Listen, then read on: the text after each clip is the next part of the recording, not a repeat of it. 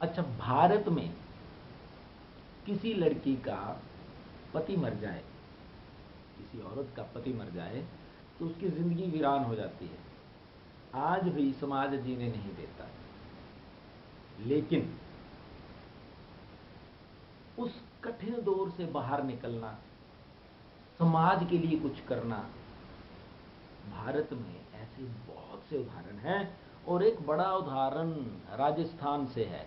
राजस्थान के उदयपुर से 60 किलोमीटर दूर मानपुर में मोती मीणा नामक लड़की है। मोती मीणा, आज से लगभग 7 वर्ष पहले पति की मृत्यु हो गई किसी बीमारी के कारण। दूर दराज का इलाका था, जो आसपास के डॉक्टर से उनको समझ नहीं आई बीमारी, सरकारी हॉस्पिटल में इलाज करवाया। अपनी आमदनी इतनी नहीं थी कि प्राइवेट हॉस्पिटल में जा सके। नतीजा, पति की मृत्यु। पति की मृत्यु हुई।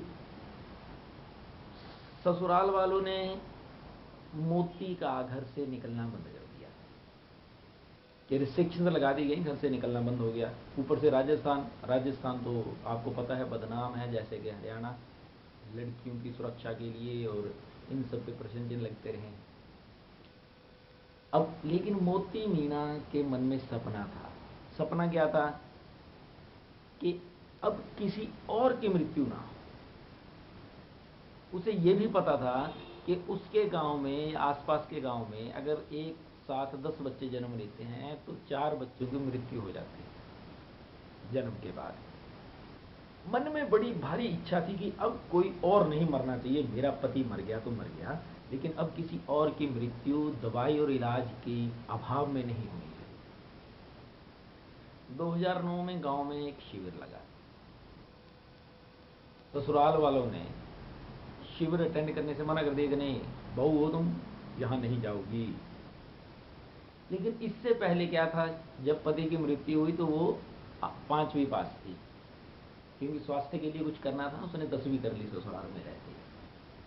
अब 2009 में ससुराल वालों ने जब मना करा स्वास्थ्य शिविर में जाने से, वो घर से भाग गई और स्वास्थ्य का जो जागरूकता के लिए जो शिविर था वो अटेंड करा।